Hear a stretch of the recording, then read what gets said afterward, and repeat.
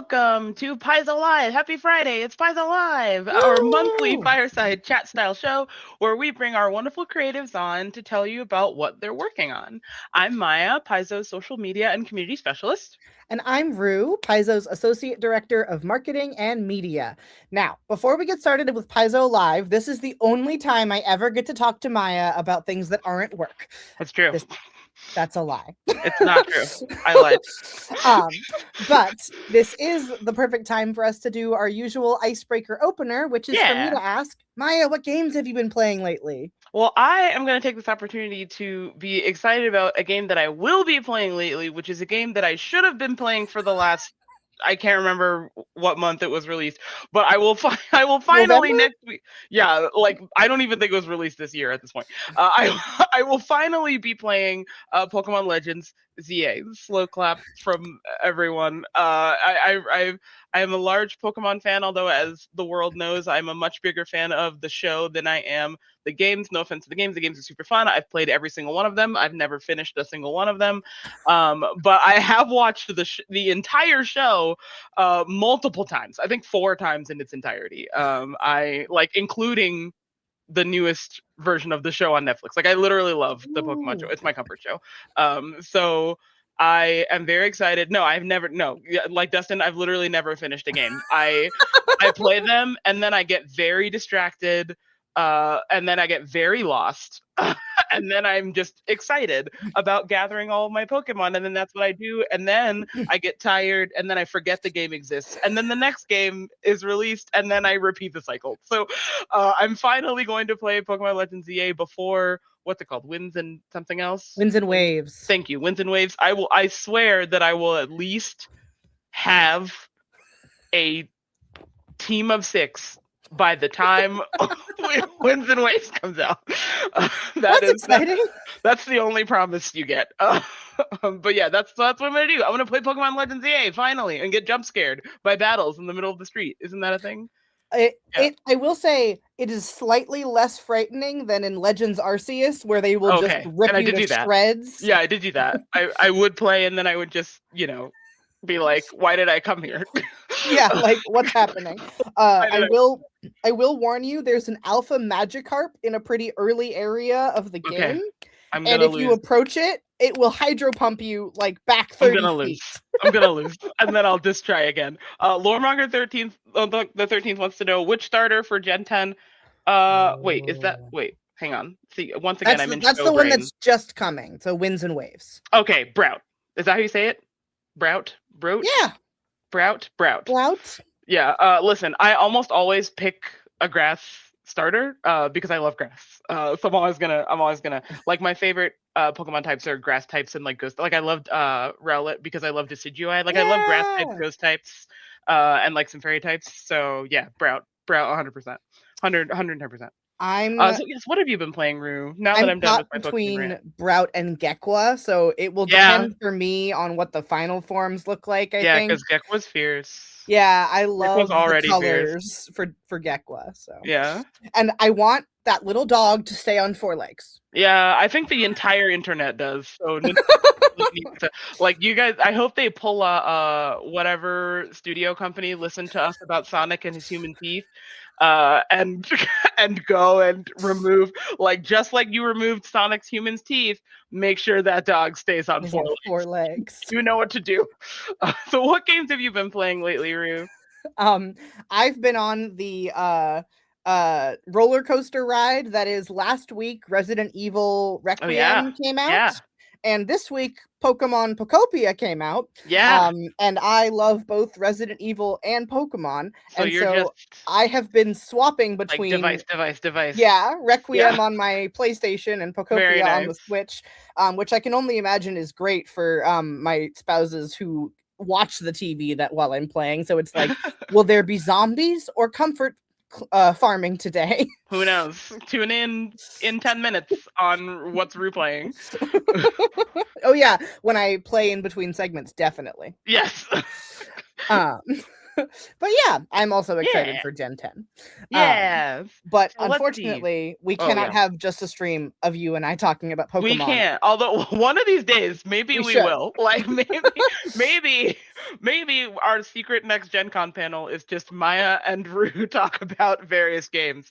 But we are here to have a lovely Paizo Live. This is our March Paizo Live for everybody. We are going to be joined by Landon Winkler to talk about Pathfinder Lost Omens, Hellfire Dispatches, and Dustin Knight for a glimpse at Starfinder Galactic Ancestries. And we have Yes. some special sneak peeks of the miniatures coming via our Paizo Printables line, Yeah. which is launching in April. Yes. So we're going to show off a couple of those minis. Mhm. And as usual, we'll be collecting questions in the chat. So Yes. if you have a question during any segment, drop it in the chat. Our mods will grab it, and we'll try to answer as many as we can for the Q&A at the end. But in the meantime, I'm going to hop out and let Maya talk to Landon. Okay, yep. I will talk to Landon and I will see Landon in just a few seconds. Just a moment. Yeah. Hey, Landon. Hello, I'm here. That was I'm even Landon. faster than I thought it was going to be. Welcome, Landon. Why don't you introduce yourself? Please introduce yourself. Yeah, I'm Landon Winkler. I'm a developer on the Rules and Lore team. That means that I mostly work on the Lost Omens line for Pathfinder, so setting stuff with some fun rules to go along with it. Very nice. And what games have you been playing lately? Of course, we must know. Yes, I have also been on Pokopia. My spouse got a Switch 2, which I have borrowed last night, and definitely got really into Pokopia. It's looking very. You were talking a little bit. I was eavesdropping on the stream. You were talking a little bit about liking the TV more than the game. It's a TV show more than the game.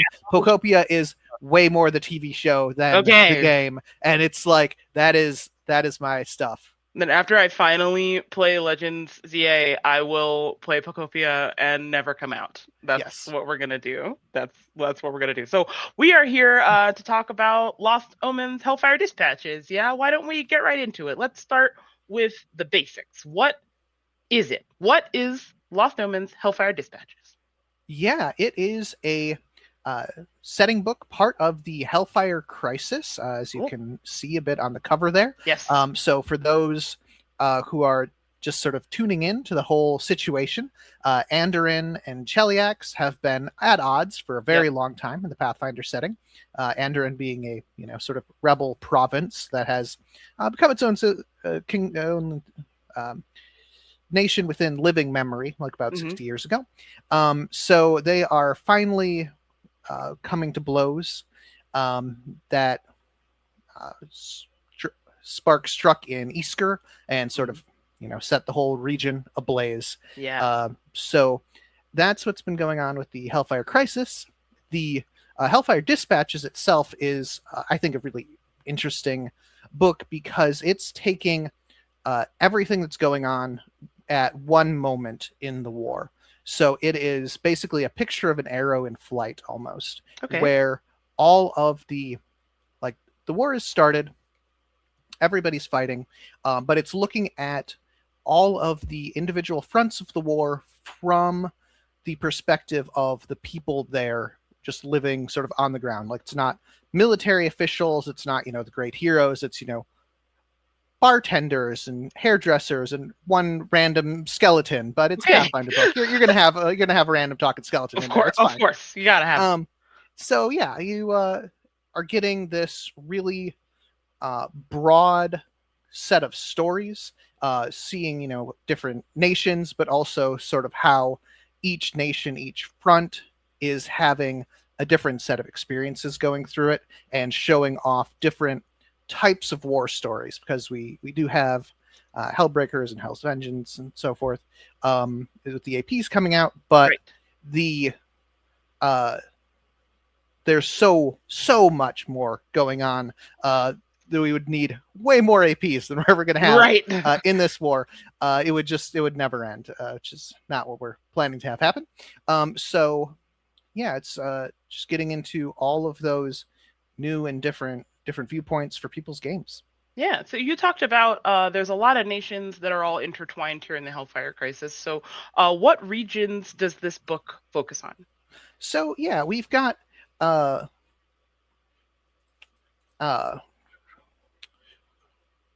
whole big map sort of Yeah, big skipping map. ahead Yeah, there's lots. a couple of things. We've got all of these are different fronts in the war. Most of them probably sound familiar to definitely. fans of the setting.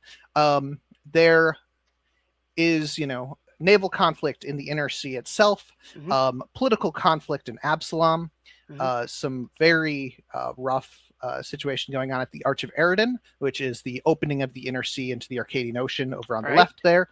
And then, Isker and Nadal, Nermathus and Mothun up north. And the Aspadian Wall, which is not going to be one that will ring a bell for a lot of people because it had been a project sort of without end. They were trying to build that wall for a very long time. If you go back into first edition books, and they basically just had hell do it. We're like, literally to hell with it. We're done. We're just summoning like infernal lava to finish this wall because the gnomes aren't getting it done. Honestly, wonderful construction. If in doubt, infernal lava. Right? Yeah. No. Yeah. Absolutely. It works. Ask the Aspadian Wall. Yeah. So those are the 7 fronts that we're getting in. So the whole book is a collection of dispatches from Ariana Dreth. If you've read the fiction in Battle Cry, she's a reporter for a paper called Anon and Afar in Absalom. She's we've got some great masthead there.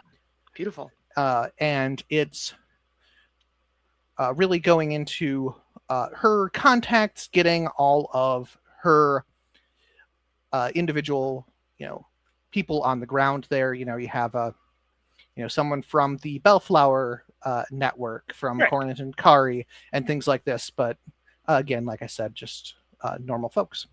So the last thing I did want to mention before we go into the individual areas, before I completely forget about them, is that there's some sweet new art for all of the armies, particularly the Chelaxian army, who haven't really been shown off before. This is some art based on new concepts by Kent Hamilton on our staff here, who is amazing. So obviously you've got a soldier from Mandarin on the left, and from Cheliax on the right. We have some they look really sweet, so I wanted to show off that character design. Gonna be punching in the face, or the faceless metal helm, as the case may be. I don't want to punch that in the face. That looks like it would hurt my knuckles. I would avoid punching that in the face at all costs. That's why you gotta take some levels in Monk. Yeah, that's what you do. Yes, my Leshy Monk needs to get started. I'm playing a Leshy Monk right now. And a Lotus Leshy Monk. And I will need to level them up so they can be so prepared to punch every metal Chelaxian in the face.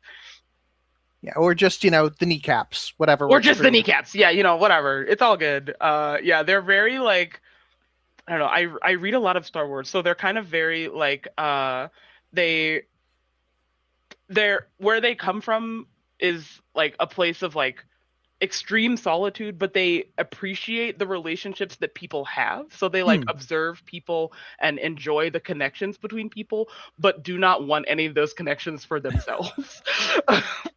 So they're just like ready to just be like, I will help you because I feel like it's the right thing to do, but we will not be friends afterwards because I feel like friendship is a thing that other people partake in, and I'm just here to get out of this dungeon. Like I fell asleep. This is what we're doing. Anyway, sorry, we're going on a tangent about my character now. Anyway, so yes, let's talk about Absalom first. So what's going on with Absalom in the Hellfire Dispatches? Yeah, like I said, every one of the fronts sort of tells a different kind of story. For Absalom, that story is very political. So it's as much about like, yes, there's a war going on, but Absalom, you have all of the great powers in the region have embassies there. And you have a lot of movers and shakers where, like, if you can convince, the Qadiran ambassador to, side with Andoran in this situation, like that holds potentially a ton of sway, and that could really like change the course of the war from a political standpoint. Oh wow, okay. But the actual like presentation of the section, and I mentioned this a little bit, that these are all from the viewpoints of people in the world. Yeah, you said you that. have a sort of bartender in Absalom, owner of a. That's we'll talk about them in a second. We'll get there. Yeah, you've got who's there? Oh we yeah, go. here we go. Yeah, that's the Qadiran ambassador, Thalzar Gatan, and some very friendly folks that super friendly. He might want to have you help out with. I don't know. Maybe. Yeah, seems like a situation where some adventurers might be needed. If they put at least one of those knives down, perhaps. Goodness gracious. So it's sort of like the whole section is very much like what you would know, what your character would know if you are just a resident of Absalom, or someone who, has come with an eye to subterfuge. Cool. Here's like, all of the tea about the different ambassadors. Basically, there's a lot of tea being spilled, and that's kind of delightful. So it's like, like where might you be able to find the Chelaxian ambassador? Like, what are his weaknesses? Where might you be able to, run into all of these figures? And then obviously what sort of interesting new tools you might have as a character to help with these various sorts of interactions. So if you're looking for a more political game, or a more political like interlude in a big sort of war spanning game, Absalom's a really neat choice for that. And what's going on in the Arch of Eridan? Let's get over to that too. Yeah, we looked at that briefly. Yes. And it's kind of a good transition here, because Absalom is very concerned about what's happening in the Arch of Eridan. So like I said earlier, it's sort of the very western edge where the inner sea opens out right into where it meets. The Arcadian Ocean. So sort of the Straits of Gibraltar, basically, right? Yes. And at the moment, Cheliax controls Corentin, the city to the north, and Kari, the city to the south.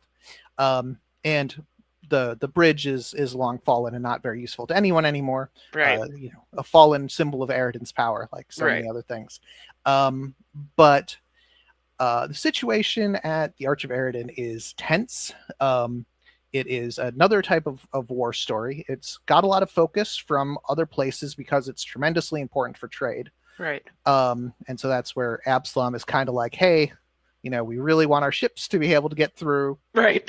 Maybe we'll kind of play it a little coy with what Cheliax is saying, rather than actually allying with Andoran.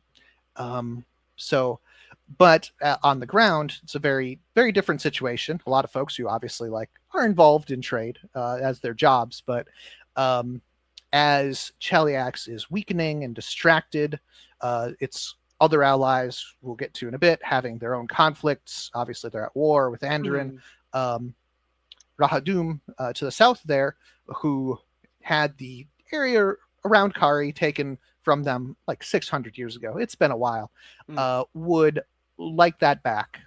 And so it's a tremendously volatile situation. Very tense, yeah. Yeah, telling a much harsher kind of war story. And there are sort of there's a bit of that. Like there's sort of some of these like Absalom, like you can run a very like sort of spy versus spy, like zany campaign.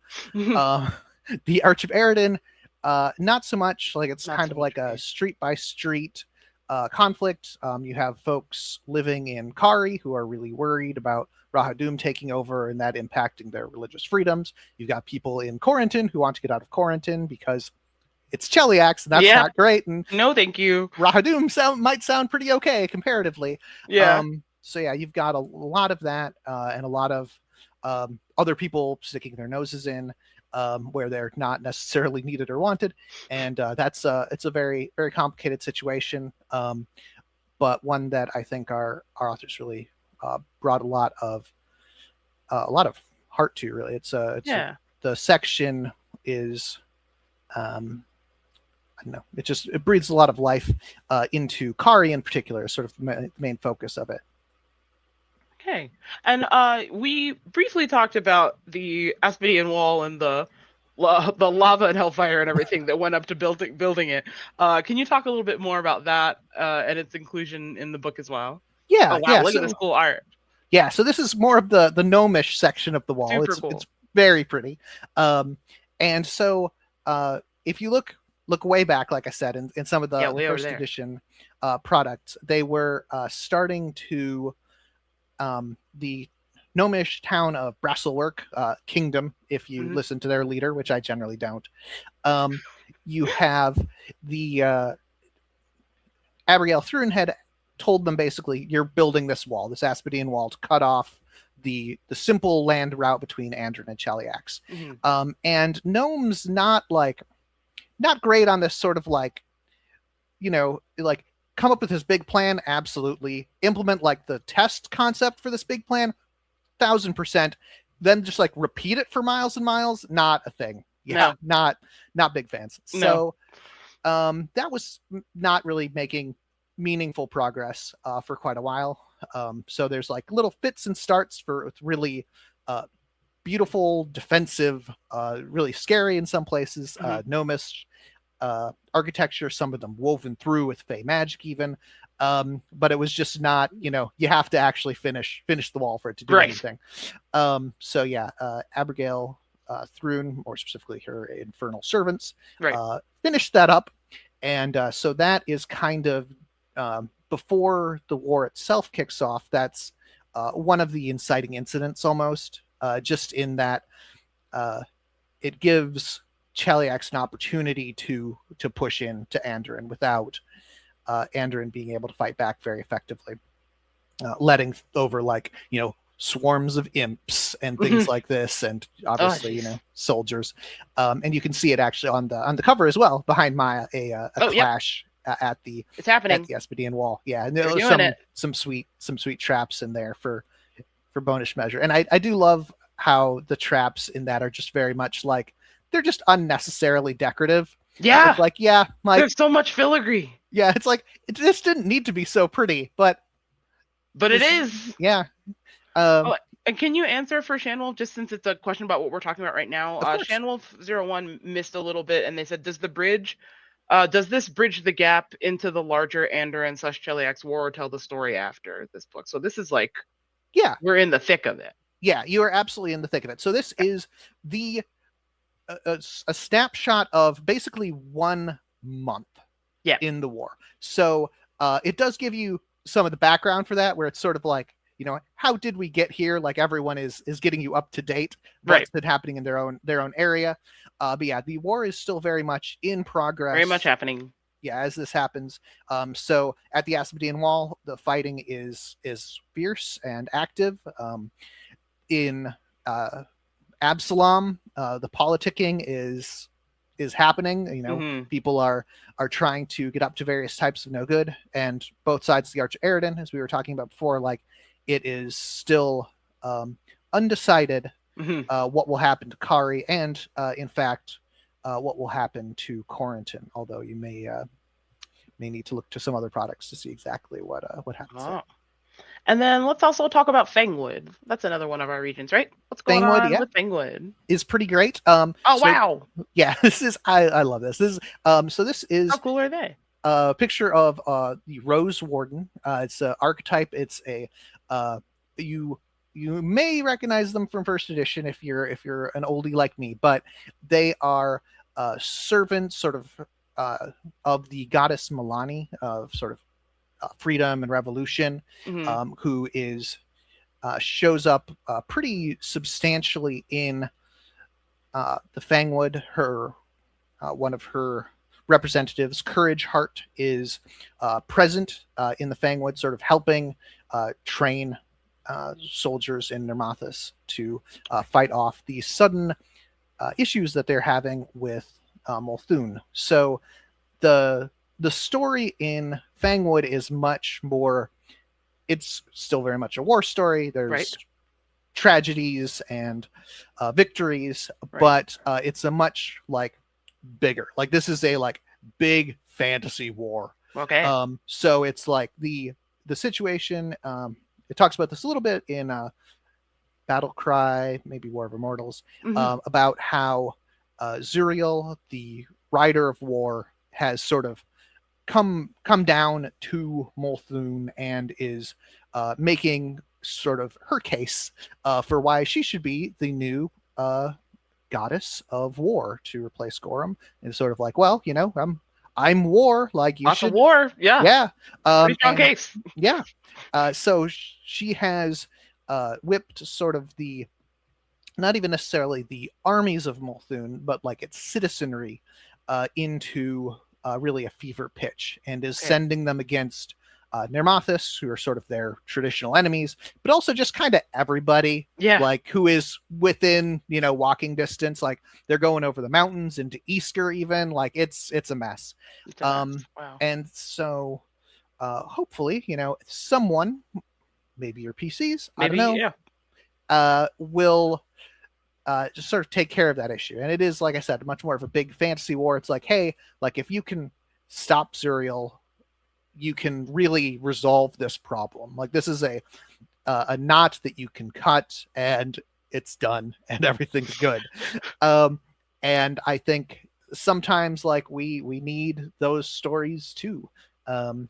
But beyond that, you have this is where our skeletal friend comes in. Yeah, skeletal friend. Where he's a sort of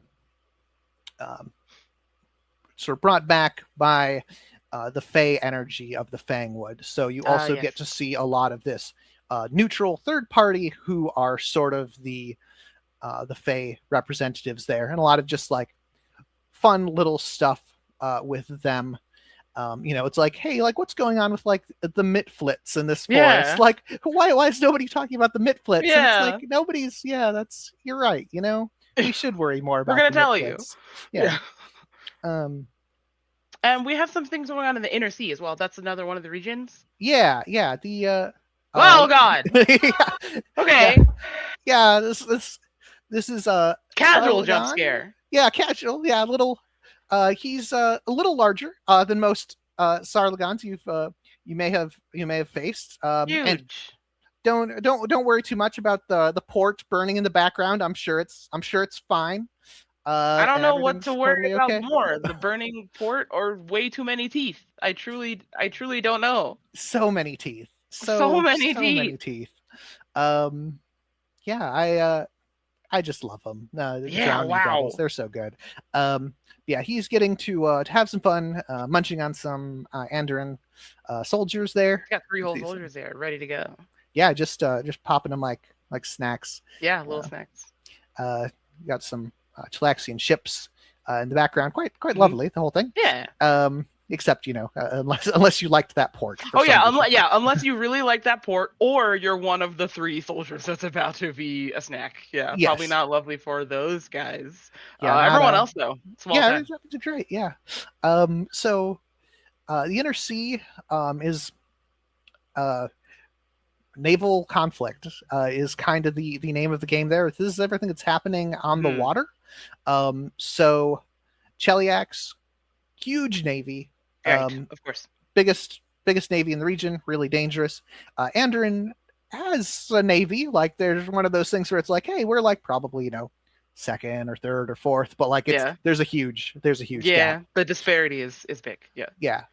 So this is one of the ones that Andoran is really having the toughest time in a lot of ways. It's kind of an interesting split talking about the situation as far as, you know, the actual like big naval conflicts that you certainly can participate in or have your party thrown into, but more than that, sort of the smaller scale stuff that Andoran is having to resort to upset that disparity of power. So lots of privateers, lots of having conversations with the Shackles pirates that they'd really rather not be having, but you need to get help from somewhere. And so if you've been looking for an excuse to have a big campaign with lots of naval action, this is certainly one. There's also some information about some of the other allies that they're looking for under the waves, trying to get the Azarketi and Merfolks and Sadacthes and so forth to help out. And the whole thing kind of framed with the travels of, a merchant ship trying to just like make a living and trying to figure out how,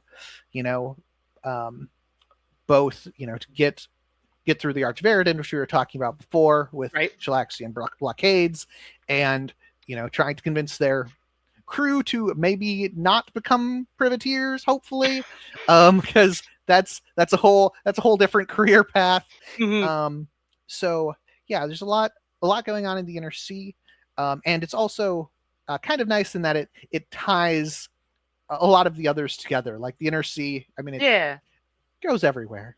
Yeah, and it also sounds like Hellfire Dispatches plus Lost Omens High Seas equals all the pirate fans' greatest joy. All the piracy. Yeah, absolutely. All of the piracy. Okay. Yeah, no, there's some interesting links there with the Andoran forces trying to recruit Shackles pirates who do hate Cheliax for sure, but getting a bunch of pirates through the Archveridan and into the Inner Sea is also kind of a problem. So that there's cause for actual argument there, which I think is one of the things that I think you do want to have. Like there are some stopped clock is right twice a day points where Cheliax is like, well, yeah, like having a bunch of pirates wouldn't be great. So you are right about that. But however, it is still quite a bit better than the alternative. Yes. So it's, I guess, sort of a good time to point out that each of so I mentioned how each of them is sort of a, just like a normal person from the region, day to day. But there's also little bits of commentary from the ambassadors to Absalom from Andoran and Cheliax. So in each section, you can also see kind of like in the Inner Sea that point about the pirates is actually made by Lord Golv, the ambassador to Absalom from Cheliax, and it's like, yeah, he might have a point. And Augustin Ron, the ambassador from Absalom, ambassador from Andoran to Absalom, rather, also, has his points. If you know him, you might not be a huge fan. They're sort of both slimy in their own special ways, but it still connects a lot of the political dealings of these regions as well in the middle of the Hellfire Crisis. Yeah, and there's a lot of chances to jump from one to the other, and to jump in from something like Hellbreakers or other upcoming AP to into the sort of the whole mess if you want to expand the scope, or your players wander off. Speaking of Hellbreakers, you said let's talk about Easker too. Oh, yes. Yeah, they're in on it. They're in on this mess. The whole thing. So Easker's so this is set a little bit after the end of Hellbreakers. So if someone wants absolutely no Hellbreaker spoilers, like if you don't even want to know what it's about before you start playing, like you haven't even heard the elevator pitch, you should ignore me until there's art with two people up on the screen, I guess. Okay. But you have been warned. Spoiler warning has happened. I think that, so to me, I really love the Easker section. It's going for part of a war story that we usually never get, which is kind of, the war is not over in the grand sense, but it's moved on from Easker. Like it started in Easker, spread out, and the Easker now has to sort of chart its own path. Right. It's like, okay, we got the bad guys, or at least the worst guys, out. Right. And now we need to be Isker. Like, what does that even mean?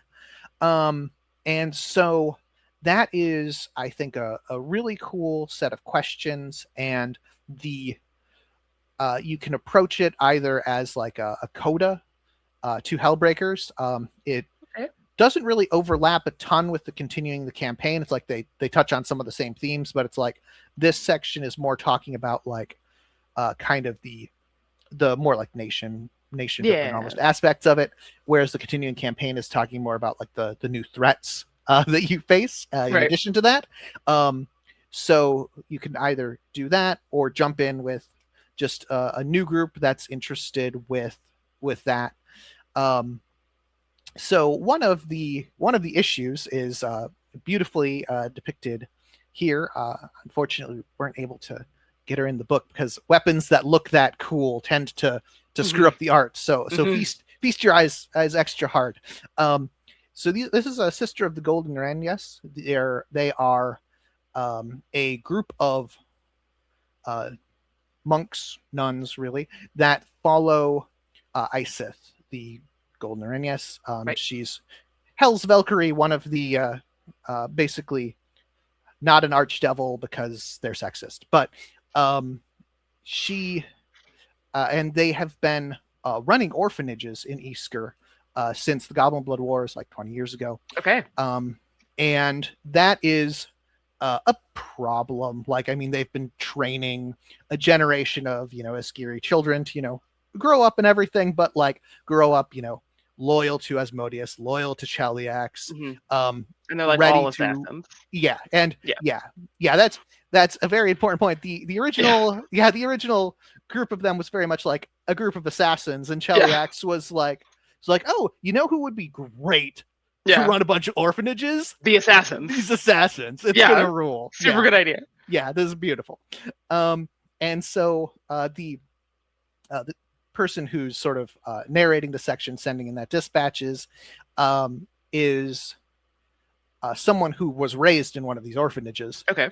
And so there's a lot of like, okay, like our culture is kind of like, we've got all this Asmodean stuff going on, that we both like need to figure out what we are without that, and how to step beyond it. There's a lot of really interesting stuff with that, but also just like the previous leadership in Isker, Stuart Hedman just did a terrible job. It was just a mess. So there's also a lot of like, even from an Asmodean perspective, like stuff needed to change. And like sort of how do we square that circle? How do we get everybody, Asmodean, Hellbreakers, everybody to the same table and get kind of like a country put together more or less before Cheliax figures out what hits them and wants their vassal back. So yeah, there's a lot of just really interesting stuff going on there. I love Isker, and I'm really glad that we got to go there for this. And the sisters are great. I mean, like devil nuns, like it was like what a cool, honestly, what cool characters. Like, granted, should they be raising generations of children to also be devil nuns? Debatable. Yeah, probably not. But yeah, but like it's cool, so it's happening anyway. Yeah, it's lovely, and they've got a fun archetype. They're doing a great job for someone. Yeah. Last but not least, let's talk about Nadal too. Wow. Yeah. So we talked. I've sort of been, painting this like here's look at him. Oh yeah, I know. He's just tracks. Oh, both of them. Yeah. No, they really do. They are both quite lovely folks. Yeah. Wow. But yeah, as I'm like, wait, I gotta talk. Yeah, focus, Landon, focus. Okay. So so we've got all these situations. There's all these different types of war stories. Lots going on. Nadal is so I talked a little bit about how in Fangwood and Nermathis you've got this sort of like big, almost like mythic, really, right, conflict. which isn't to say like we've written in that you have to use the mythic rules or anything. Right. It's just, it's a good place for it's it if just you want large. to. Yeah, Larger than life for sure. Yep. In Nadal is very much the same way, but the dark side of that. Like, right. This place has been under Zon-Kuthon's rule since, you know, time immemorial, essentially, right? Like, it has been literally locked in darkness for thousands of years. It's like, okay, we're not going to fix this like in one big heroic act, but like the lighting of a single candle is a big heroic act, right? And that's kind of what their story is all about, like those small, often painful acts of resistance that really are what it comes down to in the worst situations. And that like every other section, it's sort of like that may not be the story that you want to tell at your table, but if it is, that's where you've got it. You have the ability. Yeah. And it's a lot of, like we said, really, really cool art. A lot of who are these guys? This horse has like stars in its mane. Oh, the horse lords actually are eating well in this section. That is nice. Horse Lord Eriatixis, I should say. Texas, yeah. And she that is a spear forged from one of the fallen pieces of Gorham's armor. Oh wow! Sheds, you know, a pale light in the darkness of Nadal, sort of what we were talking about. So she's just an absolute badass. Truly. Working her way up to legend status. But the horse lords in general are we've, you know, sort of like briefly mentioned them here and there before, but they're the people who have stuck with the ways pre Zon-Kuthon in Nadal. So we're talking like people who have kept to these ways for the thousands of intervening years and adapted them slightly because, like, you know, they don't have sun really anymore. Which is so they've been through it. But yeah, you get they get a whole new archetype and another lovely piece of art that I guess I didn't put in there. That's also another horse lord. And then you've got Mykos Rorik. Yeah, I was like, who's this other fellow? He is one of the leaders of Nadal Vampire. Very, very charming, very suave fellow. But you know, not someone. Yeah, not someone you really want to even be on the good side of. It's like just kind of no notice is really like just purely ignoring that I exist. But yeah, he is quite a charming fellow. He does have the style going for him. If definitely, chat agrees.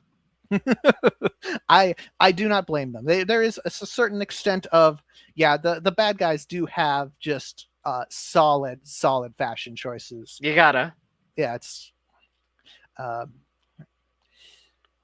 So what else we have here? We have all these different regions that are all interconnected in this book. What was different about developing a setting book that takes place in the middle of a conflict rather than showing the aftermath or the lead up, since we're just right in the thick of it? Yeah, I think that it was actually really, really cool. And one of those things that, like, I don't want to pat. I guess I want to go back in time and pat old myself on the back. Yeah, pat past Landon on the back. Do it. Pat Landon. Past Landon made a pretty good call, I think. Nice. In that, there's a tendency to really, like, you know, start at the beginning, right? With these stories, sort of like get, you know, put the PCs at the ground level when things are just kicking off. And I think a lot of these types of stories actually end up working a lot better, really kind of in media res, because you don't end up with the war stories, particularly when you're talking about things like with the Aspidine Wall, where you have like direct conflict, sort of you know, almost World War I vibes in some ways. You don't want to start at the opening days of the war for that. Like, you really want to drop PCs in the thick of it, right in the thick of it. just go straight up to 10 and go up from there. Is kind of the philosophy. And also with sort of how Pathfinder campaigns end up running, like even if you're running a schedules willing 2, 3, however long years campaign, a lot of times you end up stopping and you're like, oh, that was like a couple of months in world, right? And so it's like, oh yeah, we can fit like a lot of game, a lot of cool stuff, a lot of escalation into really like the middle of this war. Definitely. So yeah, there's a lot of really cool stuff there. And it also, with showing the different viewpoints, it also lets us show a lot of the lead up from different ways, like how a lot of the events that seem really important to like Isker are just, and they consider like, oh, this is like the dawning of this war. Like they're tracing it back to like the Goblin Blood Wars, and even further back to like the Chelaxian Civil War, like right after the death of Eridan. Right. And it's like the other places are like, oh yeah, some diplomat got killed, and then all of a sudden we're all fighting, right? And so it's just like this. You get a very different sort of kaleidoscopic, almost like, oh yeah, like what is actually important to each of these regions? Like how does that inform, how these stories play out in each region? And I think, I don't know, I think that sort of stuff is fascinating. I think that it honestly will play really well in people's games if you want to, whether you want to just really tunnel into one region or, throw the whole book at your players and be like, hey, you guys figure it out. It's not my problem. You're right in the middle of it. Good luck. Here's your book. Yeah, it's like I have problems. If you want solutions, that's on you. There's a lots of little things that are all intertwined in this book. There's lots of different lenses of the war in this book as well. What are some things that GMs are gonna like the most about this book? So I think, for me at least as a GM, I think that the fact that you can kind of throw it at the players is a huge boon to me. Like I have sort of, you get the range of players, right? From the like, this person like shows up for the games and otherwise just like forgets that it even has happened, right? For the rest of their week. That's 100% fine. Like, we can just run them or whatever. But when you have people who are asking more questions, like it's so much easier to be able to just like hand them something. It's like, there are not any spoilers in here. Like this is all just public knowledge. No spoilers. Okay. Unless with the caveat, like I said, about Hellbreakers, of like, if you don't know what Hellbreakers is about at all, it does kind of reveal that it's about what it's about. Okay. So that's about it. So yeah, that's a huge thing. One of the big tools that I think you do get a lot of is for skirmish encounters. If you're using skirmish encounters with Battle Cry. Oh, well, look at these guys. Yeah, this is the Thrune Champion Army. They are showing off some more some Hell Knight look in some of the new Chelaxian military uniforms. Yeah. And so if you've got a lot of new troops throughout the book, basically every front that it makes sense for there to be troops in. So like not Absalom, because they're not really doing that there. Right. And also not the Inner Sea because they have ships. Right. Everybody has new troops, both for use as enemies, whether you're using skirmish encounters or not, but also as allies for players to run during your skirmish encounters. So if you need to slide some of those over, like, hey, you're running some, you've got a bunch of gnomish sappers from Brasselwork, you can be leading those into battle. That'll be quite nice, along with, obviously all of the other information. I do the other, rewinding a bit to talking about Lord Golf and his little contributions in each of the sections. They're not huge or anything. He doesn't, they don't let him pontificate at the length that I'm sure he would like to, but he, that's one of the other things that to me as a GM, I always really struggle with when I get put on the spot, of just like when suddenly the players want to say, hi to the bad guys, or like have a nice chat with them. Which of course they will. They will. Or for some bizarre reason, like let them monologue.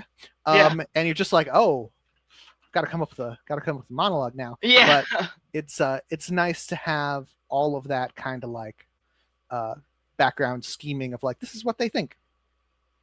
I really love that. Yeah.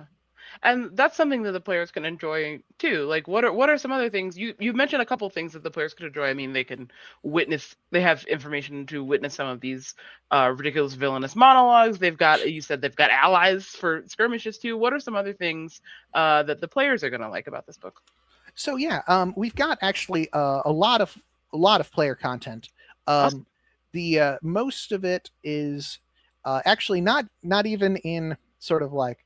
Each of the fronts has some player stuff, but before we even get into that, like in the very first section that's giving like the overview of the war and everything, we get to talk about the Hell Knights, for example. We do have a remastering of this is Hell Knight Armiger from the cool. Order of the God Claw. Right. Yep. They've kind of had a bit of a shakeup in their pantheon. They've started getting a lot more Orcish and Dromar members as a result of that, and also kind of some shifting in their ethos as they try to find a new footing with their new fifth Talon. But the Hell Knights as a whole, for anyone who's familiar with the Hell Knights from the old character guide, it's really kind of like this cobbled together like thing with like 3 archetypes, and then there's like a list of discipline bonuses for the different orders, and it's all like surprisingly chaotic for the Hell Knights. It is quite disorderly. So in the process of sort of remastering them, we got to go through and unite it into just one huge Hell Knight archetype. It still has all the benefits for the different orders. Some of those have been updated for various reasons, but the whole thing's a lot easier to jump into. But it also has a lot of information about what's up with Hell Knights, which is kind of interesting in itself, both as a player and as a GM, because early in the war, shortly after Cheliax declares war on Andoran, Abigail Thrune essentially attempts to nationalize the Hell Knights, and it's like, okay, you all work for me now. And some of the Hell Knights are like, oh yeah, sure, like we worked for you anyway, it's just, this is just putting it on paper. And many of the other orders were like, no, like that's like we're not what I signed up for, but okay, to any national government, let alone you're a jerk, you need to go jump off a cliff. And so there's a whole bunch of information about how sort of the different orders have handled that. The Godclaw, for example, have kind of like just not said anything. So they're not following her commands, but they're also not like really speaking out against her, which is a problem in its own way. But you also have like the Order of the Chain, which is sort of like schismed and is fighting against itself down near Corentin. You have the Order of the Scourge, who investigate political corruption. Basically, that's their whole deal. They were already investigating Thrune, so they just basically had to go into hiding. So there's a lot of like, if you're sitting if you're a Hell Knight fan of any on the player side or the GM side, you're going to eat pretty good, because some of them you definitely have some great sort of grandstanding masked armored villains, but if you're feeling a little bit more like, like I'm not a great person, but I think that Cheliax sucks, you have some great opportunities to go in and play that too a little bit.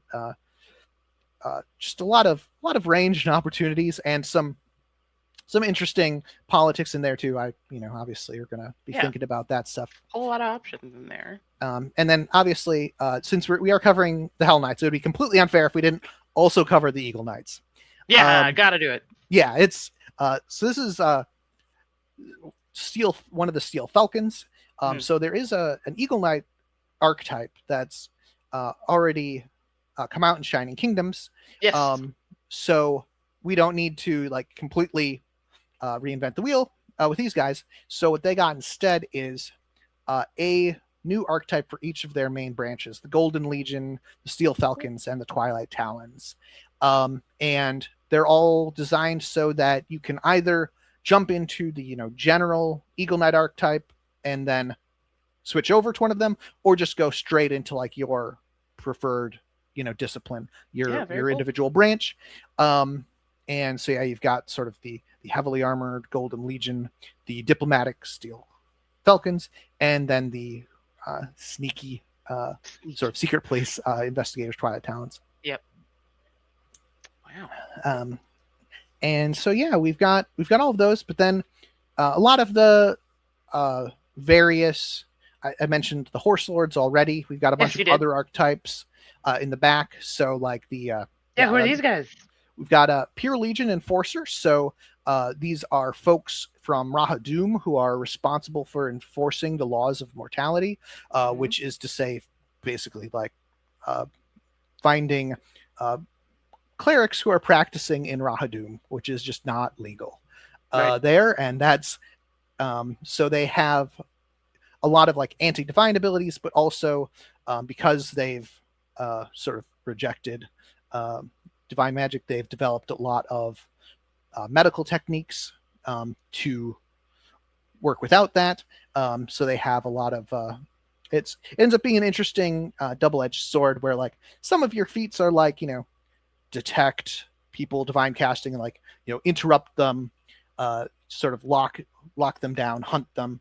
And other ones are like, oh yeah, you're really good at like stitching up your friends and like healing folks who need it.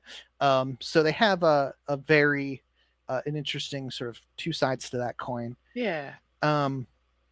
And the other one is our Brasselwork Snarecrafter, just not lovely gnomish hair. You gotta love. And so they're this isn't actually its own standalone archetype. It's actually an expansion for the Snarecrafter. We've got a bunch of new feats for them that focus on sort of like gnomish fey magic and integrating that into snares. So like when you leave a coin on the street and everybody's like, I probably shouldn't pick that up, but the magic says I should probably, and it's a coin. What could possibly go wrong? There's absolutely nothing. Yeah, so there's a lot of that, and some stuff related to sort of their work on the Aspidian Wall and so forth. It's the section that's in. So they get to really expand that out, and like I said, integrate some of that fey magic way that I think that for the fans of snares out there, I know there are dozens of you, and yes. I hope that you will eat well with the Brasselwork Snarecrafter. I'm sure they will. We've been talking about a whole lot of options in this book. Yeah. And as much information as you've given, do you still have a spoiler, though? Is there like one fun additional spoiler we can give? Or can you give them a crumb? Additional spoiler. Man, a crumb. Oh, just a crumb. I do love a good crumb. Let me really just scroll to a random page here. Oh, actually, no, I love there's a spread that I will spoil because it is actually kind of the spoiler spread. Cool. Okay. So there's a pair of 2 pages where they're going to a bunch of mediums and prophets and so forth, trying to find out what is going to happen in the future of this war. And of course, they know it's the Israelite Omens. They know that a lot of this isn't going to work out. Right. But there are a lot of possible futures, some of which might echo interestingly as you move forward in the book, and some of which, of course, will be completely wrong. So I hope everyone enjoys their spoilers. But yeah, they're a lot of fun, and actually that might be my favorite little chunk of the book, where it's just like, yeah, we talked to this augur up in Kermega, and he, performed, a reading using his own intestines, and this is what he said was going to happen with the war. And hey, maybe he's right. I don't know. Maybe. Who knows? You take a chance on some of the spoilers that are within the book, everybody. We'll see what happens. All right. So yeah. I was gonna say thank you so much for talking to us all about that. That honestly sounds really great. It looks like we had a lot of people in the chat who are very interested in that. Also learning about more of the Hell Knights that are in the books as well. So that looks like it will be great. And when does it comes out next month? Yes, this is the next month. It comes out right at the start of April. No fools, no jokes. It's just April Fool's Day. It's very confusing because our release day is on April Fool's Day. None of the books will be jokes. Like, they will actually be being released. I know I know we're gonna have people in the forums who are like, "Are you really releasing?" Yes, we are. They are real books that are really coming out. They just happen to be coming out on April Fool's Day. Sadly, we will not be re-releasing the Gap book, to my knowledge. Yeah, sadly we are not. Yeah, no, we're just releasing content that you thought we weren't going to release because it's Fool's Day, but we actually will. There will be real books. So that is when this one comes out. Yep. Lost Omens, Hellfire Dispatches, and if you're wondering about Hell Knights or anything else, I'll be back after the print and play stuff, and we will get to talk about it then. Yes, we'll talk about that more in the Q&A. So thank you so much for joining us, Landon. And now we've got Rue and Dustin that will come on to Paizo Live and talk to us about Galactic Ancestries. So we'll see you later. Soon. Yep, bye. For centuries, Isger has known only subjugation. The ones who call themselves our masters neglect us. They ignore us when we need them. And now they bring death and war into our lands. No more, Isger. No more suffering. No more neglect. It's time to rise and face a new dawn. A dawn on a nation that isn't beholden to Cheliax. Rise up, Isger. Rise against the forces of hell and the oppressors who crush us beneath their heels.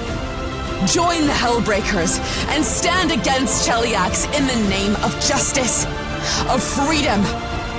Break off your chains, Isger. It's time to fight.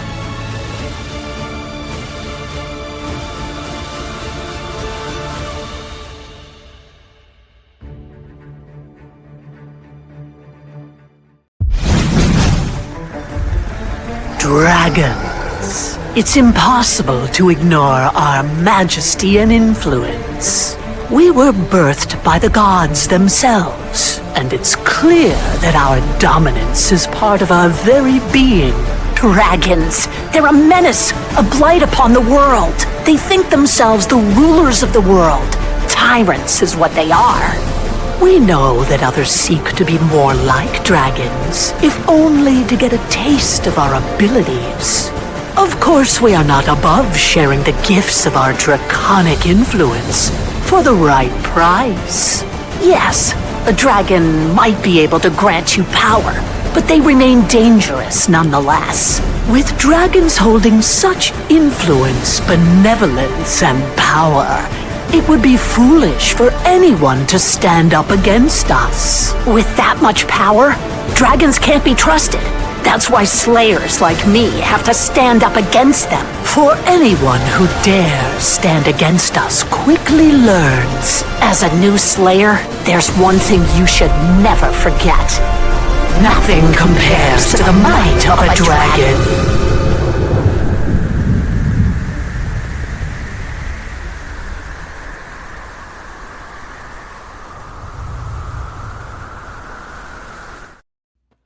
Hello, everyone, and welcome back. And more importantly, welcome to the show, Dustin. Can you introduce yourself for the crowd? Greetings, Starfinders. My name is Dustin Knight. I am a designer for Starfinder. And as is customary, I must ask, what games have you been playing lately, Dustin? Oh, well, I've been playing a Shades of Blood Pathfinder campaign with my Anandi Solarian Starlight Sentinel. Ooh! Here, I got art right here. Oh! This is so cute! Yeah. That's amazing.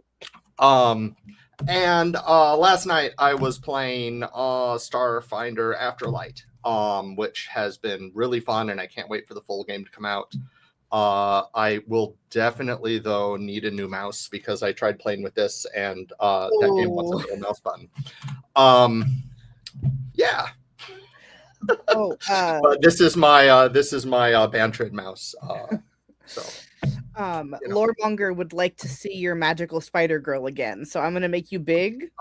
Okay. Yes, this illustration was commissioned by Derry from Pathfinder Infinite, from Team Plus, and yeah, it's they get their transformation form that they still haven't gone into yet because I'm waiting for a good moment to shine with that, and their normal form when they're more shy and reserved. I love that so much. I love the Starlit Sentinel archetype just in general. It's so fun. Right. Yeah. And I'm a Solarian as my base class because, Of course. Why not? Why not? It's an astrology campaign. You got to play something. Now, we're here not to talk about Starfinder archetypes, although I'm sure we could also talk for hours about those. But we're here to talk about Galactic Ancestries. Yeah! So I see you have the cover as your background there, but let's take a look at the full cover, and why don't you give me a little bit of background? What is Galactic Ancestries? Oh, man. So Galactic Ancestries is a 224-page rule book coming out next month or sooner if you're a subscriber.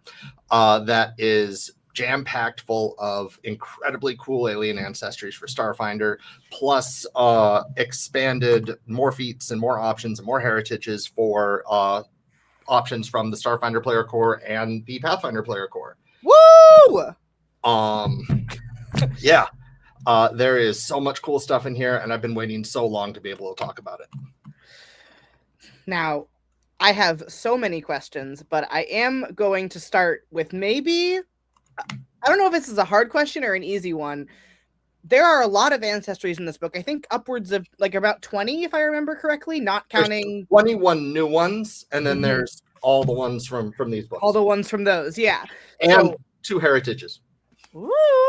So with the knowledge that there are that many, how did you and the team decide which ones would be in this book? Well, I have spreadsheets for days, and one of them is called the Starfinder Nouns document. It's just every planet and every word we've dropped in the previous edition and the new edition, line by line, and what they mean. One of them is the Ancestry document. So I took that spreadsheet, and I gave everybody on the team ways that you could rank them. And we all ranked them based on when we wanted to see them. And then we went to a meeting, and we went line by line and talked about which ones we need sooner for certain adventures, or which ones we feel we want sooner. And then we kind of subcategorize them based on we can't have a book that's all little scrunglers. We can't have a book that's all big, beefy, excuse you, bulky guys. We want a good range. We also wanted a good range of ancestries from the Pact Worlds, from Near Space, from the Viscarium, from Casmerg's Absurdity. We also, wanted to make sure that we captured the Pathfinder and Starfinder ancestries as well. And we wanted to make sure that we had ancestries representative of a special system in the book that I will talk about later. Ooh. Before I ask you about favorites, why don't we just kind of go for an ancestry tour? How do you feel about that? Great. That would be perfect. All right. Sure. Let's go on an ancestry tour. All right. So this is the Falcugon. They're an Uzi ancestry. This one in particular is using that special system I brought up that allows you to... I'll just drop it here now. So we have a thing in here called standard ancestry feats. And if during the stream, I accidentally called them universal ancestry feats, I apologize. They're standard ancestry feats. This one in particular allows them to summon an animal ally. So they are summoning their little bunny there. Their little blue rabbit. Yeah, and this system allows us to include abridged and not abridged, but easy to write down ancestry feats into such a way similar to the additional archetype feats you might see in archetypes. That makes it so that every ancestry of this book has like during the last stream I was counting on a couple of them. I got like 29, 30 feats on that one. That was like the Lashunta, so that was one of the ones that had fewer pages. Because you have all these simple ones for stuff like ancestral skills, ancestral ally, like the pet or things like that. And it really expands what you can do with the ancestry, and it makes it really fun and easy to also incorporate ancestries from, like, say, your own Pathfinder? mind's imagination, or even ancestry from Pathfinder that we might not have gone to yet. All right, who's next on our ancestry tour? Okay. Well, this is a Madrosarai. They are six-fingered, very emotion-based, vibrantly colored humanoids from Kazmerg's Absurdity. I just absolutely love this art. This was showing an example of yet another series of those feats that allow you to get innate spells. So yeah. I am for your for Dustin's benefit, I am going in order. Yeah, going down the I see it. All right. So but if we want to talk do a tour of ancestries, we should probably start with the legacy ancestries that are from the Starfinder core book, which you can see all of them in one of my favorite illustrations that I want to show up right now, the classroom. Oh no, sorry. There we go. All right, there we go. This shows off all of our ancestries, specifically what they look like as children, or in some cases, they're still so larvae cute. or eggs. With our new, I do like that we fit our spaceship in there as well. Our like iconic PC spaceship right there, the sun right there, and as a little paper airplane. This was just fun to think of how different ancestries would act in a small classroom like this, and show them all off. And I've just been waiting so long to want to show this art to people, because I find it really funny. They're having a little biology class, so they're kind of talking about the anatomy of different ancestries, which kind of fits this book. Yeah, I love that. At least as far as I can recall, I think that is the little vest girl from Cosmic Birthday up in the front. Or it is. Yes. Yeah. It absolutely is. Good eye. I recognize her very well. Yes. Speaking of legacy ancestries, we have some of those coming up next. This is a Lashunta, yeah? Yeah. So we have a bunch of different heritages for our legacy ancestries that expand on new options and feats that help differentiate those characters as you level up. Here's a funny one. Okay, so this one in development was called the Absolute Unit Patra. It's the Saberine Patra. I can't believe you didn't keep Absolute Unit as the official name. That is the name of a feat that they could get. Yes! But their heritage is Saberine. This allows you to get boost to strength and charisma instead of the normal Patra boosts. So that's fun. When we were making Valentine's cards out of Galactic Ancestries, this is one of the first pieces we pulled. We were like, bodybuilding Patra right now. Oh, this was in the Valentine's thing? Oh, I forgot. Yeah. I'm sorry. No need to be sorry. Start here. You get some backstory to this art. And then I believe next up we have the grumpy little guy. The grumpy Skittermander. Yeah. So we wanted a Skittermander who wasn't all they're described as not always helpful. You know, they're somber, grouchy, gruff. They're not all about, they're more about intimidation, and they've either been through some stuff or they're just like that. Someone in chat just said this guy is a veteran from the Muppet War. And I saw this image when I was pulling pictures to make our graphics, and the soundbite of "War is Hell" just played in my brain.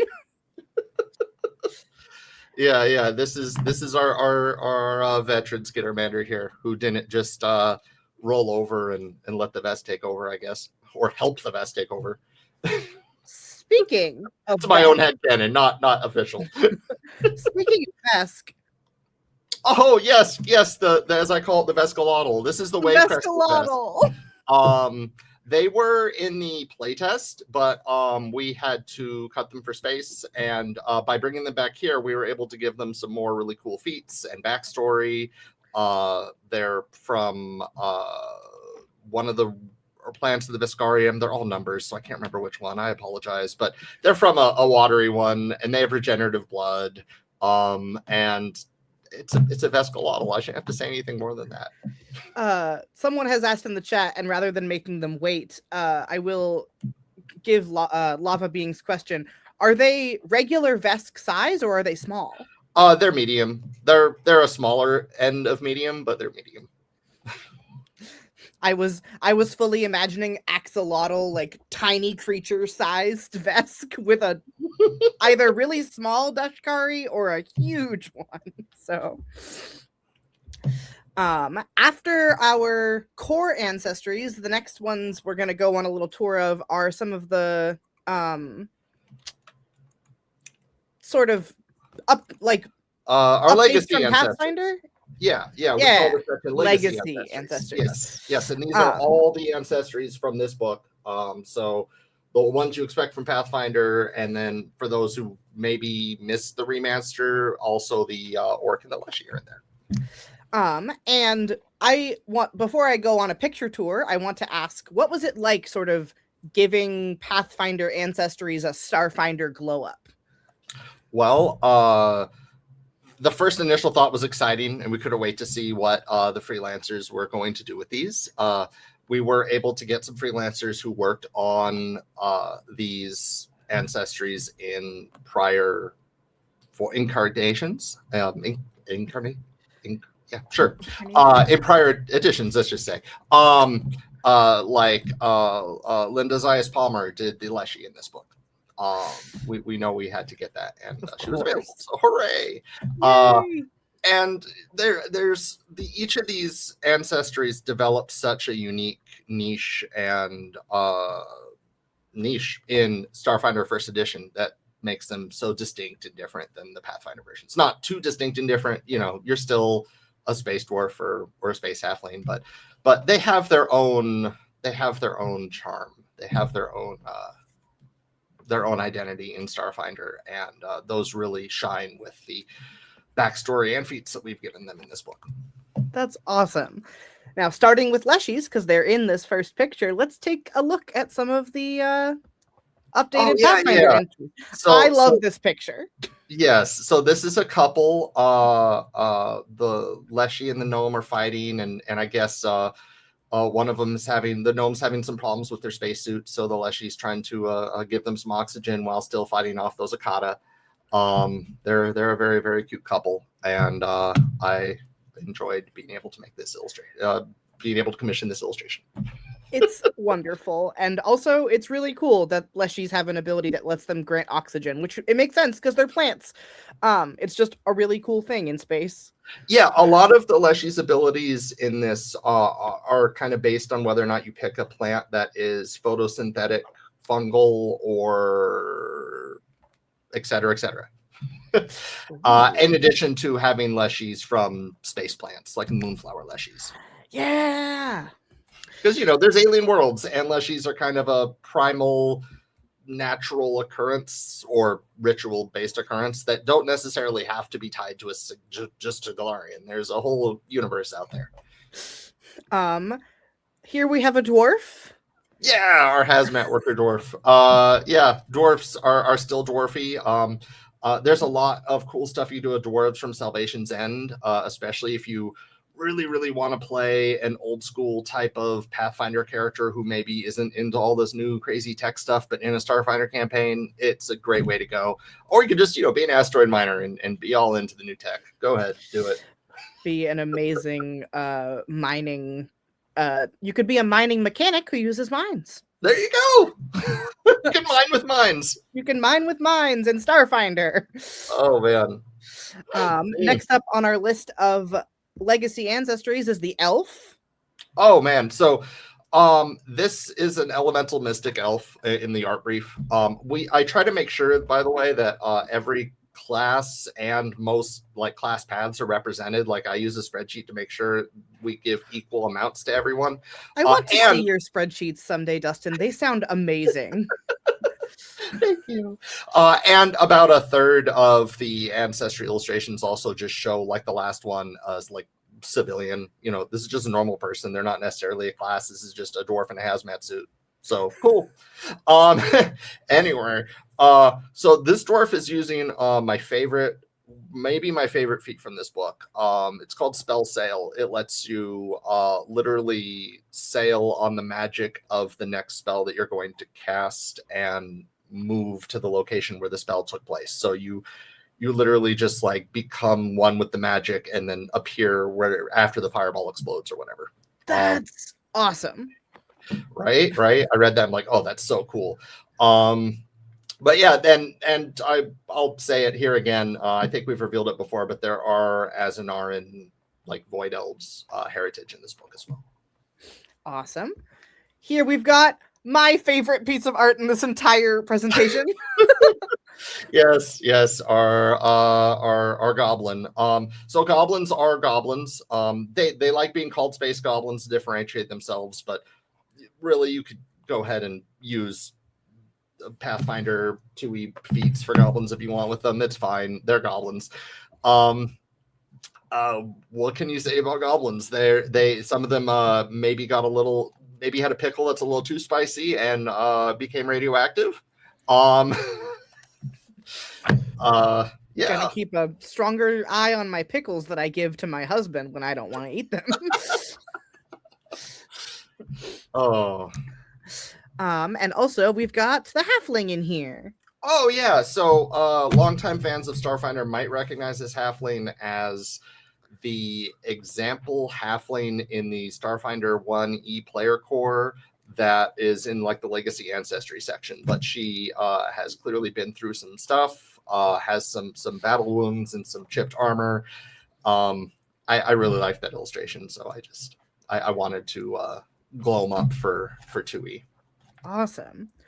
And I saw someone ask in the chat, I know I don't have any art to show of it, but are there also Starfinder ancestries, or other ancestry feats for humans? Yes. Yeah. Human has a whole section. There's new heritages. There's the Hykely humans from Akaton, and there's humans that I think there's a heritage for humans that grew up on the sun. There's a lot of really cool stuff for humans too. All right. Next image we have has multiple in one, so I'm gonna let you walk me through what's happening here. Okay, so we've been wanting a picture of a fight in a diner, in a space house of square pancakes that are put into a waffle iron. International House of Intergalactic House of Waffles. So this is the cover illustration for the new ancestry section. It shows a Copaxi and a Riporion getting into a fist fight while a Bruneri watches on in excitement, and an Easelgoon is behind the counter, described in the art brief as looks like he has worked way too many shifts and is totally tired of his job. I was going to say, I feel the energy that the Easelgoon in the background is giving in my soul. He's not getting paid enough for this. Yeah.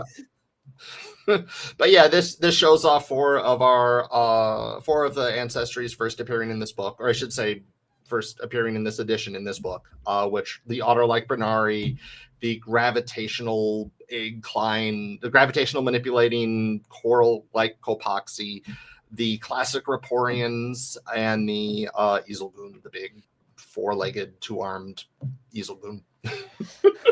A fun fact about Easelgoons, I'm playing, we just finished actually playing Murder in Metal City with Keeley as a GM. It came up in the game that our investigator referenced a horse in some way, and all of us were sitting here like, do they know what horses are in Starfinder? Do they have horses? And the reason that we got our answer, which must be yes, is that Easelgoon are described as horse-sized. So if Easelgoon are horse-sized, then someone in the Pact Worlds must know what a horse is. In addition, goblins in Starfinder call anything larger than them that they don't like a horse. That's amazing. Me too.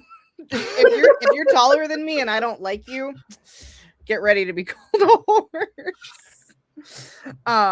Speaking of sort of the newer ones, next up we have Formians. Yeah, so Formians also got quite a bit of a glow up here. They are a little less centaur-y. There's even some that are just look like big ants if you want to just play that. But yeah, you could play a Formian who feels the call to explore outside the hive and see what else is going on out there in the big old world. Or you can play one who's still part of the hive and they're just an ambassador from the hive. Yeah, I love Formians. They're really fun and cool, and go out and be an ant. Next up is my favorite ancestry. I love these weirdos. I love Orocorans. Orocoran. So I've seen a lot of people ask, how are you going to make Orocoran into an ancestry? Go ahead and buy the book and find out. I don't want to spoil everything, but they are acid-spitting Glorpos from the former planet/egg of Octurne that, there's no more Octurne, so they have to go elsewhere. Yeah, you could totally go ahead and play an Orocoran. You will be as sane as any other PC, which is to say not, yeah. They're a PC in a game, And last but not least, what is this? Yes, I love this art. It's so silly. So this is an Orocoran. This is one of our civilian illustrations. Orocoran are no, not Orocorans. Oh, I'm sorry. Did I? Is this or is this? Wait, no, not Orocoran. Yeah, I'm sorry. This is the Urog. Yeah, Urog. No worries. No problem. I was staring too hard at the sheet. This is our Urog. Urog are kind of have these really pretty gems, and they're really cool. There's a lot of different kinds you could play. The one here, I wanted an illustration of one that seemed like an obsessed fan. So I gave him like the backpack, the classical like backpack full of posters and the day shirt. And there you have it. Like they look like a mix between like a pangolin and a bug, and I kind of love that. Right. Yeah, they are silicon-based life forms. They're like crystalline gastropods. They have telepathy. They have a very epistemological approach to everything, and like a lot of philosophy debates. And they're very inclined to always take the fastest route to things and do things very like efficiently. Efficiency is a big part of their culture. And the last thing that I have is you mentioned earlier that there are some versatile heritages coming in this book as well. Correct. Yes, there What's are. Happening here? So this is a crest eater being fought. That's the big monster here, being fought by a gap-touched Ysoki and a xenometric android Formian. The xenometric android lets you play an android that isn't necessarily made to look like a humanoid. Cool. And gap touched is all kinds of craziness, and I'm afraid I might destroy the stream if I talk about it. But well, we're gonna have to keep that secret, definitely, for the safety of everybody, lest we all disappear into the gap again. But I know you can't spoil that, but I would love it if maybe you could spoil something else for us. Oh, I could spoil so much that I'm not even sure what to pick. So I am going to go ahead and take us over to the Wheel of Spoilers. Wheel of Spoilers! Whee! All right, so I put in a bunch of different heritages and ancestries, and let's see. I'm prepared-ish to talk about each one. So let's go ahead and spin this and see what we get.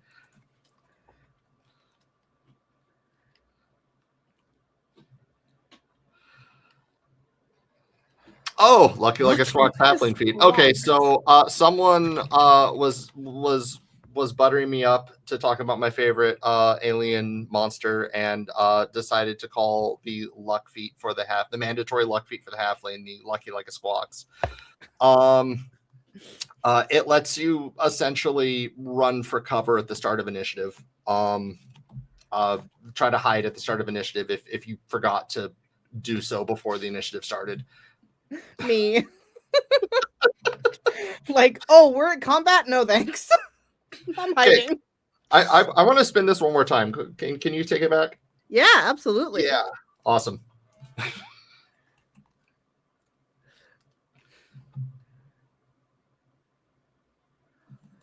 Watch, we're gonna get the same one because I forgot to hit remove. Oh, there we go. Oh, okay. So here's a series of feats.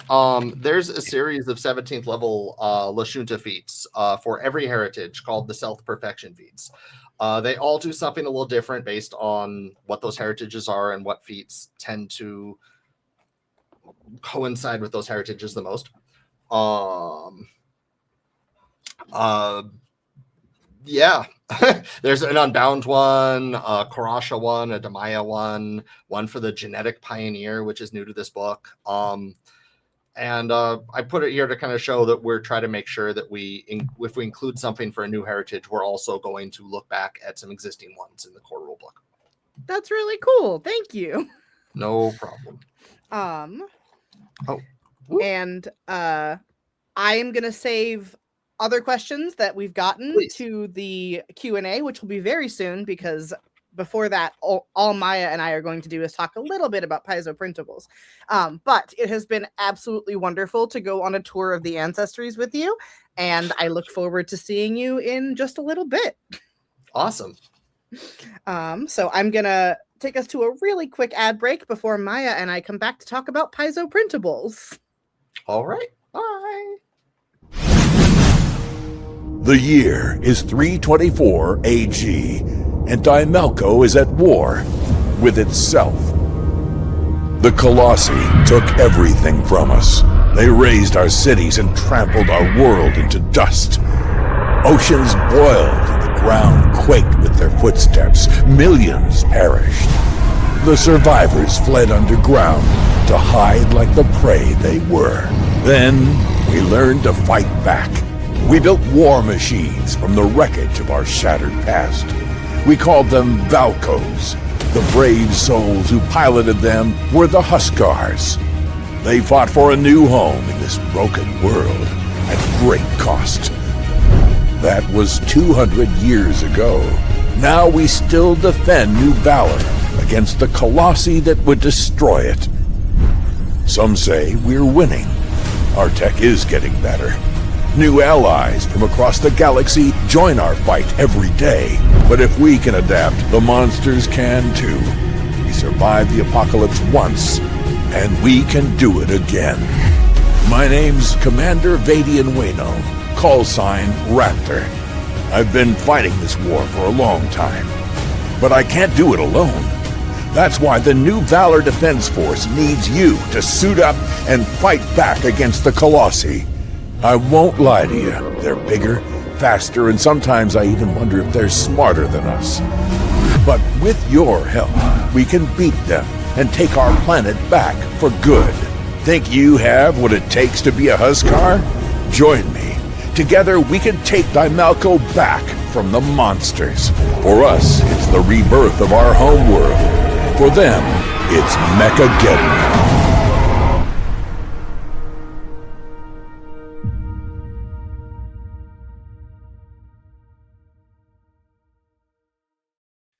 Hello, we are back. Hello! Yes, welcome back. Oh, and we already talked about what games we're playing, so we've already been here talking for like over an hour.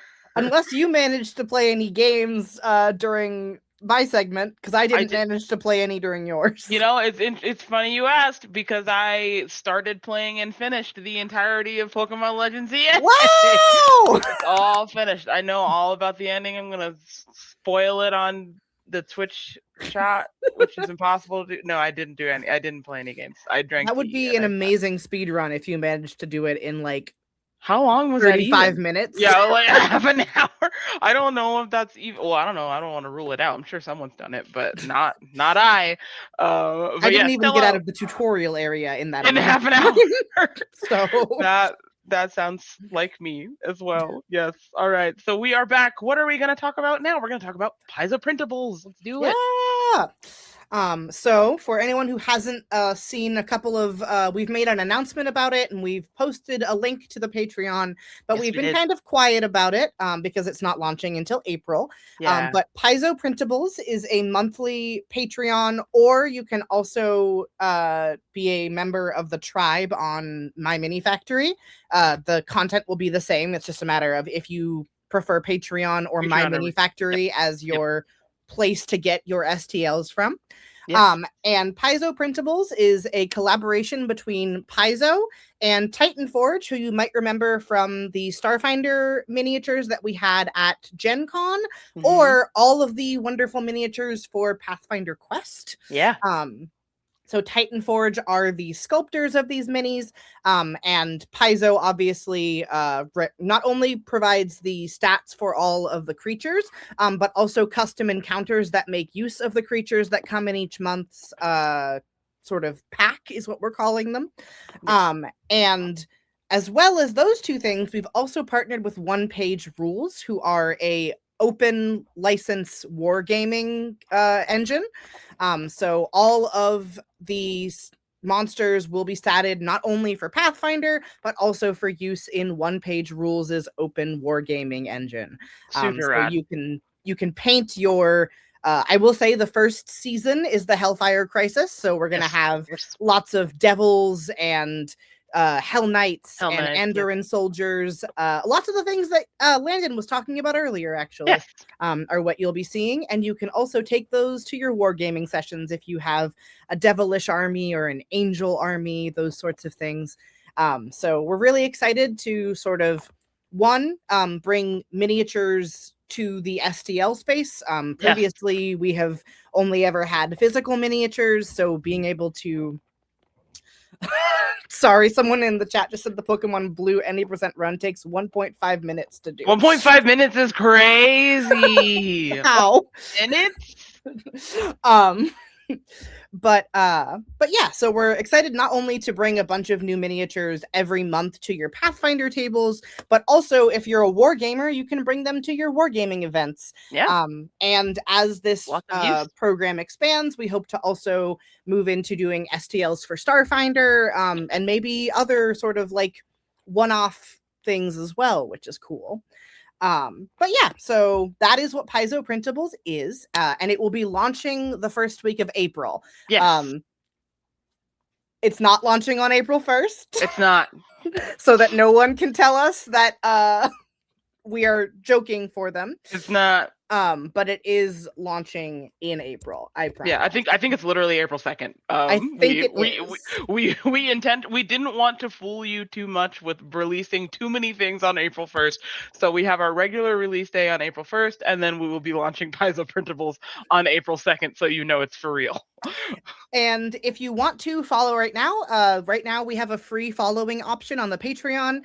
So you can just follow along and it will notify you whenever we make a preview post. We're going to be previewing some of the renders on Patreon. And also it will inform you when the actual subscription goes live, so that if you would like to subscribe, you can join right then.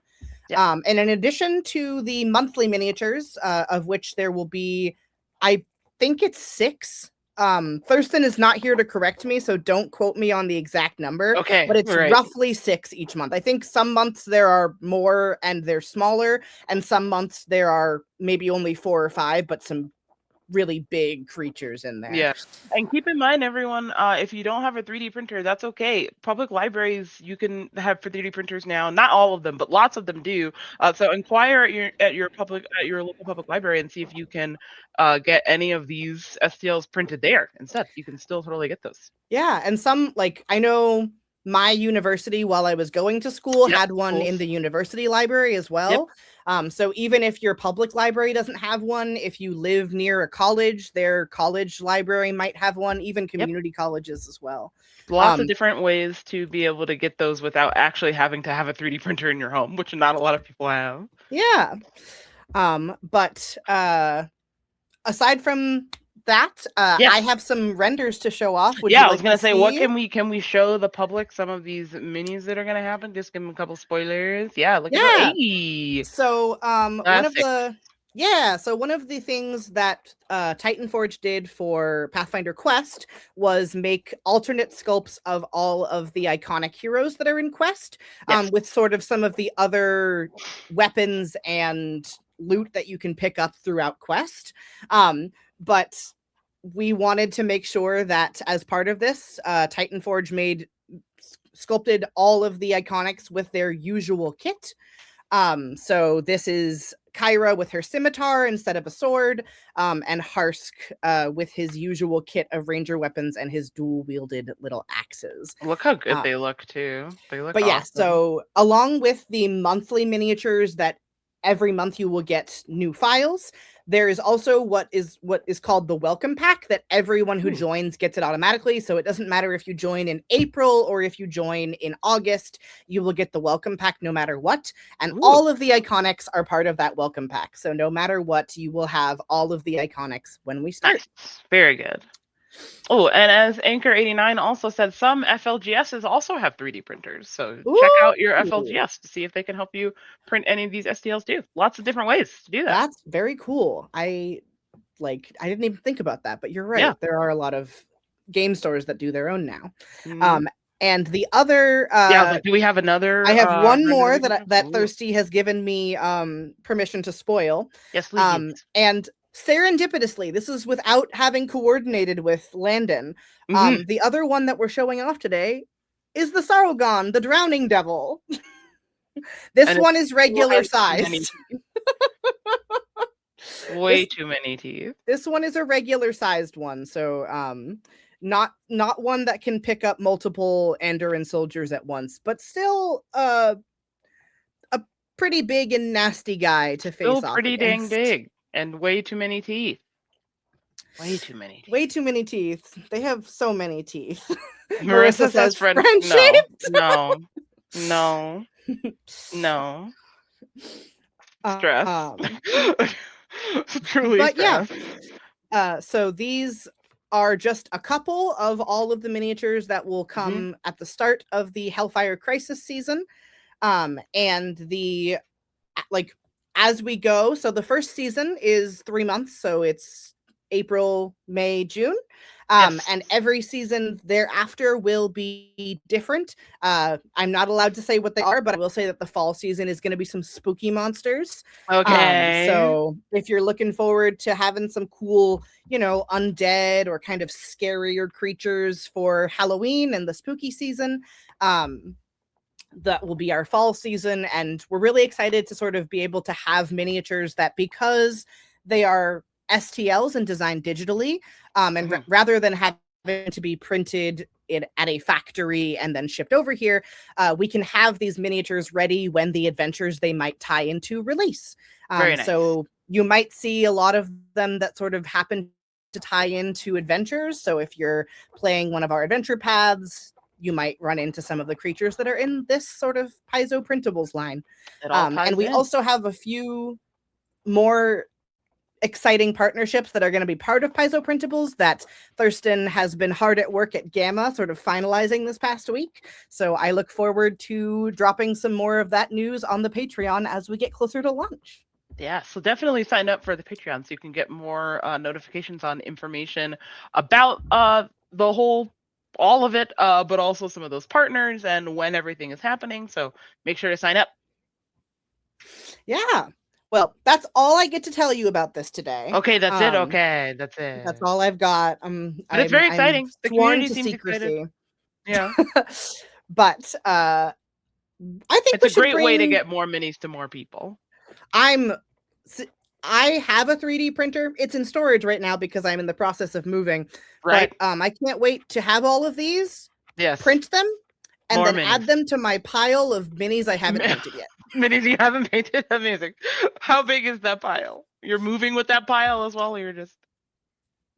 The pile is currently a box. Oh, the pile's a box. Okay. It is a Home Depot medium box. Very nice. I know exactly the size, literally, of the box. Okay. Alrighty. But yes, as you're saying. Yeah, I think we should bring Landon and Dustin back for some quick questions. Yes. I think I'm just gonna pull them right on in here. Yeah, just yoink them in. Whoa! Welcome! You've been yoinked. Have either of you managed to play games in the in Dustin's case 8 minutes since I've seen you last, and in Landon's case about 40 minutes? Pokemon Go is always spinning. That's true. That's really real. No, that's so real. You're so right. Was regretting not pulling out Once Upon a Galaxy. I forgot to do that. Well, unfortunately, we didn't manage to play other games. Yes, but we did not. We are here with some questions from our wonderful audience. Yeah, we have lots. I'm going to start because I didn't get to talk to Landon today. I have a question for you that says, is there a chance an unflattering caricature of Lord Gulv mentioned in a recent PFS scenario is seen as actual art in Hellfire Dispatches? That would be truly excellent. No, you do not get to see the caricature, but there is a bit of discussion about him having divorce papers served, which you may have gotten involved in, depending on what PFS scenarios you have been running through recently. That is some of the tea that gets spilled. You get some pre-spilled tea. Yeah, you did say there was lots of tea. I was not expecting divorce tea. Yeah, wow. Yeah, but I'm so Lord glad. Gulv divorce tea was not on my bingo card at all.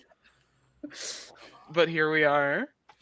Alrighty, let's see. I'll ask a question for Dustin from Galactic Ancestries. Loremonger the 13th wants to know, could you please tease the name but not mechanics of one gap-touched ancestry feat? Please? I'm adding some more pleases for them. Please. Could you repeat that?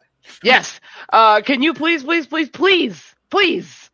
tease the name but not the mechanics of one gap-touched ancestry feat? Could you repeat that? Okay, that's it. That's the teaser. I love that that's the name of the ancestry feat. Yeah. Could you repeat that? Yeah. I didn't know I was gap touched. I thought I was just bad at hearing things. The secrets. You're welcome, Loremonger. All right. I'm gonna pop another one over to Landon, which is, I know you talked a little bit about the God Claws and how they're kind of staying quiet in this, but Erg Titan 99 would like to know which Hell Knight orders join Cheliax and which ones refuse. Yeah, so it's a big range, but the Gate, the Pyre, and the Rack orders, very friendly folks, all of them, are enthusiastic about Cheliax. Yeah, they're big fans. Also, if you get into lesser orders, you've got like the Glyph and the Wall who show up. The Wall show up very briefly. They're down in Kari.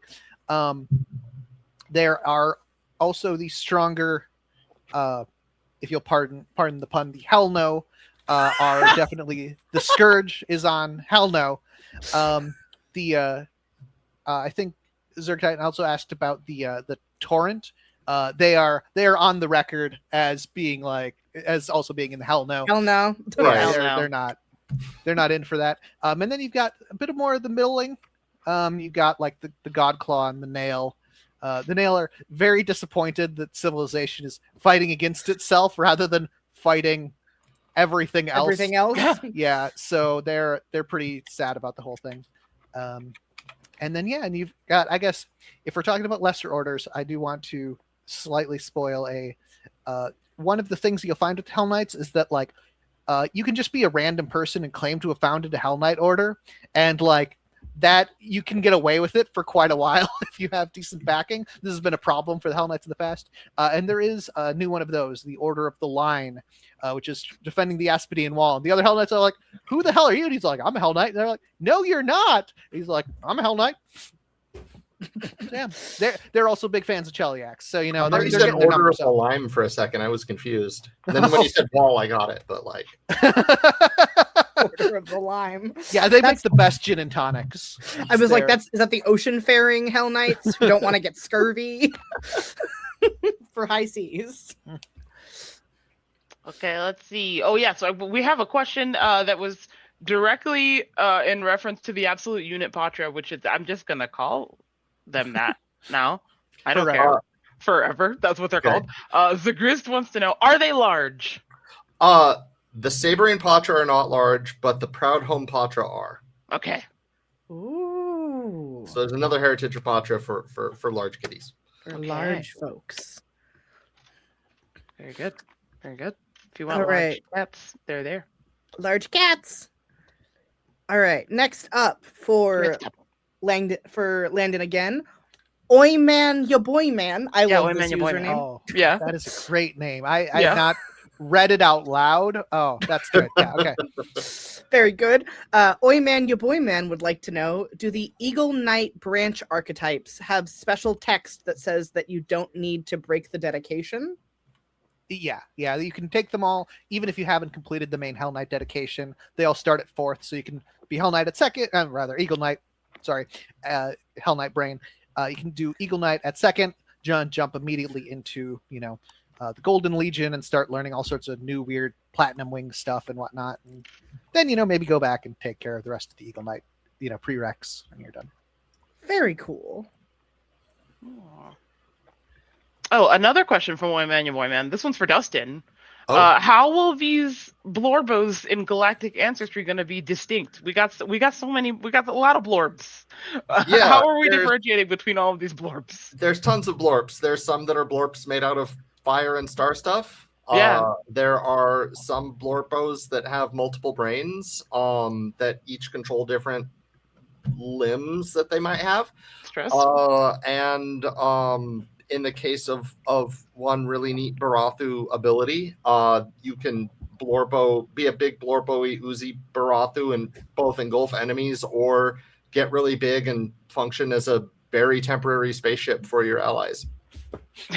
You say very temporary. I mean, how temporary is very temporary? Like spare temporary, or like you'll be fine. Environmental protection lasts forever. You'll be fine. Okay, not forever, but close enough.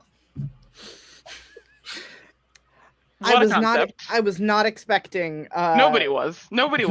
Become as spaceship. Nobody was. I'm gonna knock out a couple of the Paizo Printables questions because I don't want to ask myself a question. Yeah. Bramble Bear, when you say how much cleanup was done, so these the renders that I'm showing are just like straight screen caps of the renders themselves, but the miniatures will come in supported and unsupported file types, so you can either grab the unsupported file type if you want to add your own supports in, because every 3D printer is a little bit different, or there's some sort of universal supports that'll be in the files that are in the pre-supported ones as well. Nice. And I know that there were some issues with some of the supports in the original Quest STLs that were fixed, and that feedback was applied for these future ones, so there won't be those issues with the overly thick supports that some of the Quest minis had. And the second question was about Starfinder, and I think I mentioned it in the original segment, but provided this goes well, we are hoping to also have Starfinder be a part of this in the future as well.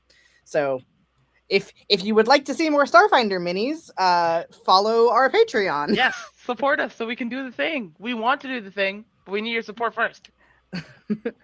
Are there any last questions you want to do before Let me take a look because there's a lot of questions here. Let's see.